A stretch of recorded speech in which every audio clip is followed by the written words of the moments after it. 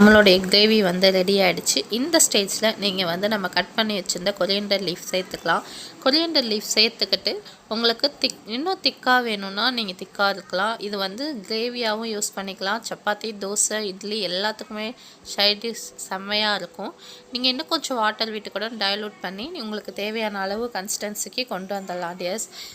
இது வந்து எல்லா விதமான சாதத்துக்கும் சரி, சப்பாத்தி, தோசைக்கெலாம் ரொம்ப மஸ்ட்டாக நல்லாயிருக்கும். குழந்தைங்களுக்கும் ரொம்ப ஹெல்த்தி. கண்டிப்பாக வீட்டில் ட்ரை பண்ணுங்கள். ட்ரை பண்ணி பார்த்துட்டு எப்படி இருக்குது கமெண்ட் செக்ஷனில் கமெண்ட் பண்ணுங்கள். நமக்கு வந்து இப்போ சாப்பாடு ரெடி ஆகிடுச்சு. ஒயிட் ரைஸ் ப்ளஸ் முருங்கைக்கீரை. இது வந்து நான் பாப்பாக்கிட்டே டேஸ்ட்டு கேட்குறேன். இது என்ன குழம்புன்னு அவள் கண்டுபிடிக்கலான்னு பார்க்கலாம்.